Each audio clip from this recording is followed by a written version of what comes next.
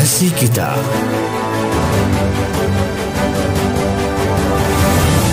Inspirasi kita. Saling selamat kita mau gitu loh, Pak. Oke, kalau gitu Dipersembahkan Gelora TV Pemalang.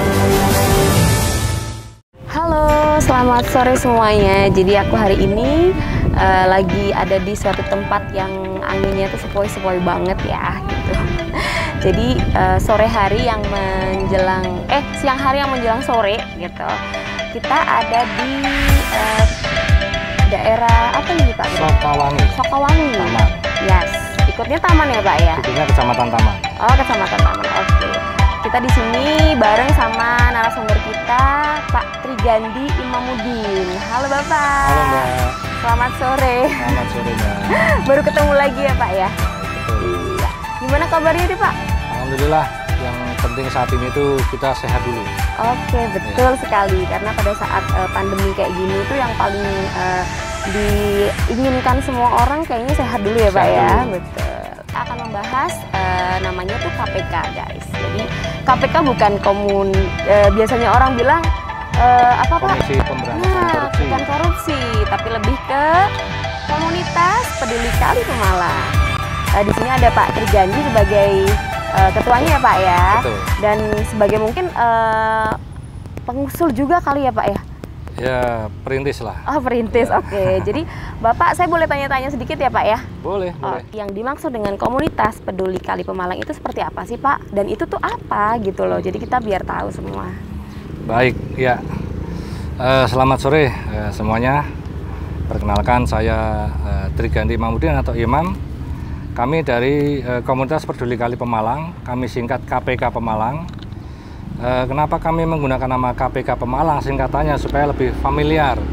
Karena nama KPK pas kita bentuk itu orang kalau dengar pasti takut gitu. Karena ya memang misinya itu membersihkan korupsi. Ya. Kalau KPK yang Komisi Pemberantasan Korupsi itu di Jakarta, kita KPK ini di Pemalang membersihkan kali. Jadi tugas kita memang sama-sama membersihkan. Iya. Nah, Komunitas Peduli Kali Pemalang ini bergerak di bidang sosial, khususnya kepedulian terhadap lingkungan. Kita berkecimpung di kali, membersihkan kali, menjaga kali, bagaimana kali itu supaya bersih. Yang selama ini orang membuang sampah sembarangan, menangkap ikan dengan cara-cara yang ilegal, nah itu yang harus kita cegah.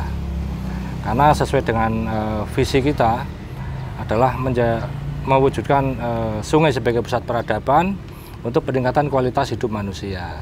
Jadi kita ingin mengembalikan fungsi sungai seperti dulu, di mana kita bisa mandi di kali dengan air yang bersih, ikan yang banyak yang bisa kita ambil untuk kebutuhan lauk pauk. Gitu Mbak. Begitu.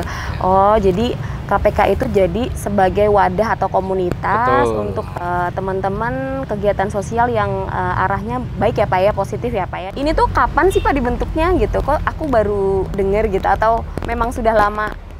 Ya kalau rintisannya kita dulu itu sudah dari tahun 2015 ya Mbak. Kita masih lingkup lokal ya. Teman-teman satu kampung ini yang merasa tergugah melihat sungai yang pas mandi-mandi kita kok ngelihat sungai kok banyak sampahnya. Wah ini kalau kita mandi-mandi banyak sampahnya kok nggak nyaman ini. Terus kan kita ngobrol-ngobrol gimana nih kalau kita inilah sebagai pemuda ikut bergeraklah, terpanggil untuk setidaknya membersihkan sampah yang ada di kali ini. Jadi tahun 2019 kita bentuk resmi Komunitas Peduli Kali Pemalang dan alhamdulillah sudah berbadan hukum dan diakui oleh Kemenkumham. Oh iya, oke baik. Kayak nggak nyangka juga sih ya Pak ya, jadi kebentuk dari 5 tahun yang lalu, ide dari Bapak Trigandi, terus bersama-sama teman-teman sekitar ya Pak ya. Ini Pak, jumlah anggotanya sekarang berapa sih? Kalau anggotanya aktif yang selalu bergerak bareng kita memang ada sekitaran 40-50 orang. Itu berasal dari berbagai elemen juga sih. Untuk teman-teman juga, untuk teman-teman yang masih punya waktu banyak, pingin punya wadah yang bagus, yang positif, bisa ikutan ke Komunitas Peduli Kali Pemalang. Pak, kalau boleh tahu kegiatan apa sih Pak yang udah dilakukan selama berarti kurang lebih 6 tahun ya Pak ya? Ya. 6 tahun berjalan di sini. Jadi memang selama ini yang sudah kita lakukan, pertama kita sosialisasi dulu Mbak.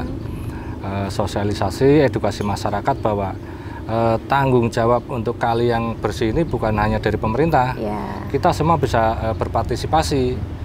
pemerintah sudah membuat undang-undang, membuat aturan, jangan buang sampah sembarangan, jangan nangkap ikan dengan disetrum di obat dan lain sebagainya. Tapi kalau masyarakatnya nggak mematuhi undang-undang, gitu ya, Pak ya. Akhirnya terbengkalai sungainya. Lewat edukasi, kemudian kita juga sudah memasang beberapa rambu-rambu himbauan dari banner di beberapa titik sudah kita pasang supaya masyarakat tahu. Jadi sosialisasi kita juga lewat verbal ya, lewat papan informasi ya, lewat media sosial kita juga ada Twitter, ada IG juga ya Pak ya, Instagram, ada Facebook. Lewat itu kita terus gaungkan, kita kampanyekan untuk menjaga kelestarian sungai. Kemudian aksi bersih sungai ini yang sudah rutin, ini wajib kita lakukan. Jadi itu yang paling utama ya Pak ya. Ya, kita bersih sungai tidak hanya di sungai sini, kita sudah sampai muara. Muara yang mau dekat ke pantai gitu ya Pak? Ya, karena dari beberapa masukan masyarakat, keluhan mereka sampah yang terbawa sungai itu ya ujung-ujungnya lari ke muara. Penumpukannya di sana itu yang luar biasa. Itu sudah 3 kali kita melaksanakan aksi bersih di sana, di muara Sungai Asem Doyong khususnya, di Kaliwaluh. Kemudian kita juga membantu warga yang kemarin juga mengeluhkan sering banjir di Sokawangi bagian selatan. Ada saluran yang mulai pengendapan, itu kita bantu untuk pengerukan saluran juga. Jadi selain bersih-bersih, pengerukan saluran tentunya dibantu gotong royong masyarakat juga. Kemudian kita ikut lomba komunitas Mbak. Kebetulan dengan adanya naungan dari Kementerian PU dan juga dari DPU Provinsi, ada dilombakan komunitas sungai. Karena komunitas peduli sungai ini tidak hanya di sini ya Pak ya, di seluruh Indonesia seperti ada. Bapak tadi kasih tahu ya di awal ya. Karena ada kongres sungai itu ya seluruh komunitas yang peduli sungai itu se-Indonesia ikut hadir di situ. Jadi kalau misalnya saya boleh tahu biaya operasionalnya selama ini masih Bapak tanggung sendiri atau memang dari teman-teman semuanya ikut iuran gitu? Iya, kita itu bukan organisasi kaya, kita juga sementara ini juga non-profit ya, karena kita juga masih berjalan, masih merintis, membangun, mengajak kesadaran masyarakat. Ya itulah gunanya kita bermitra, tadi juga dengan organisasi non-pemerintah iya, dengan organisasi pemerintah juga kita ada. Jadi ada donatur gitu ya Pak ya? Bisa dikatakan swadaya dari teman-teman semua. Yang memang ada kelebihan rezeki, mereka membantu setidaknya dengan untuk sukarela ya Pak ya? Iya, sukarela untuk konsumsi sendiri, untuk bikin spanduk. Kita juga dibantu oleh dari Dinas PU dan Dinas LH untuk pembuatan spanduk juga. Dan pada saat lomba juga mereka sangat apresiasi, gitu ya Pak? Terutama dari Balai PSDA Pemali Comal yang menangani wilayah sungai-sungai di ex Karesidenan Pekalongan. Kita harapkan sih nanti ada donatur juga sih, ya mudah-mudahan banyak yang bergerak lah. Karena ya dengan tayangan ini mungkin nanti teman-teman yang kelebihan masih punya lebih rezeki gitu. Mau tahu kendala apa sih Pak yang biasanya Bapak temui gitu? Misalnya dari pas pertama kali gabung sampai sekarang gitu. Terus solusinya apa nih Pak gitu? Kayak kesulitan apa sih yang paling mendominasi gitu? Ya kendala banyak Mbak. Pertama kendala pendanaan, karena kita itu ibaratnya berangkat hanya dengan niat aja. Kita pure relawan ya, memang ingin menyumbangkan tenaga, pikiran dan ya waktu kita lah untuk berkegiatan di bidang sosial ini. Itu kadang kalau kita nggak betul-betul punya niatan itu susah untuk bergerak. Nah itu makanya salah satu kiatnya kita harus menjaga motivasi itu. Itu pertama dari pendanaan. Kedua dari sisi edukasi masyarakat juga nggak mudah. Mencegah masyarakat membuang sampah ke sungai, kalau mereka nggak ada tempat untuk menampung sampahnya itu, mereka pasti akan solusi lah Pak ya. Aku mau buang di mana? Jangan kok melarang-larang saya buang sampah, mau nggak ada tempat sampahnya. Itu juga jadi kendala. Tapi kita juga sudah berusaha untuk kasih solusi lah ya Pak. Menginisiasi untuk pemecahan masalah tersebut. Kita sudah konsultasi ke Pak Kades tempat. Dan alhamdulillah tahun ini akan difasilitasi untuk penanganan sampah yang akan dikelola oleh BUMDes. Jadi ini segera direalisasikan. Gitu. Kemudian sosialisasi pelarangan menangkap ikan dengan setrum dan obat. Wah Mbak, itu kayak kita dimusuhi orang banyak, Mbak. Oh iya, mungkin Allah ngomong apa segala macam dan sebagainya ya Pak ya. Sebagian mereka merasa bahwa itu mata pencarian mereka. Tapi karena mereka mudah tidak, gitu mungkin ya Pak ya. Karena sekali nyetrum itu mereka pasti dapat banyak. Sekali meracun di sungai dapatnya banyak. Tapi mereka nggak sadar bahwa mereka itu mengambil jatah orang lain. Iya betul. Mengambil hak anak cucu mereka nanti. Iya betul. Ini yang kadang mereka itu. Jadi tidak dilestarikan betul, gitu ya Pak ya. Peduli. Jangan ditiru ya guys ya. Dan itu kan karena kadang orang yang nggak suka itu ya cenderung subjektif. Iya, melihatnya Padahal satu kita sisi kan, aja gitu kita ya maunya Pak. objektif loh. Ini yang melarang itu bukan kita. Ini undang-undang. Itu sudah ada pemerintah. undang-undangnya Iya, dan pemerintah jelas yang banget melarang. gitu ya Pak. Tapi yang dimusuhi kita. Iya, resiko ya Pak ya untuk Sudah jadi orang resiko. baik ya Pak. Tapi Iya. nggak apa-apa, tetap semangat Pak. Ya, kita minta dukungan dari Betul. Apa sih gitu yang membuat Bapak itu tergerak atau termotivasi untuk membuat komunitas pergerakan KPK ini Mbak nih? Ya, jadi memang ngurusi kebersihan itu nggak semua orang itu terpanggil, Mbak. Kita yang hidup di sini di desa aja, biasanya kan kalau dulu kan orang desa itu terkenalnya lebih bijak, ada kearifan lokal. Dulu itu orang buang sampah di belakang rumah ada sedikit tanah digali untuk nampung sampah. Tapi sekarang ini karena mungkin keterbatasan lahan, orang juga pinginnya praktis, buang sampah ya udah tinggal lempar aja gitu ke sungai. ya. Dan kalau kita lihat justru yang ironis itu wilayah sungai-sungai kecil atau saluran irigasi yang lewat di perkotaan itu malah justru kumuh. Nah, kumuh dan tidak ada yang peduli gitu, Nah, miris itu. banget gitu. Padahal orang-orangnya mungkin sebenarnya tahu, Ya, cuman sudah jadi well educated juga. nah gitu, jadi kayak cuek aja Pak gitu kan, itu bukan urusan saya gitu, Nah, bahasanya itu. seperti itu. Padahal jangan ya guys, kalau sebisa mungkin, kalau memang kita peduli sama anak cucu kita nanti juga ya Pak ya. Ini yang menggugah kita lah. Ini kalau kayak gini terus, siapa yang mau peduli, siapa yang terpanggil? Kita nggak bisa mengandalkan pemerintah harus membersihkan ini semua. Ya justru peran aktif dari masyarakat lah yang harus dibangun. Bantu gitu ya Pak ya. Nah, kita sebagai pemuda, kebetulan di sini juga beberapa organisasi pemuda juga tumbuh, Mbak. Jadi kita sering sharing.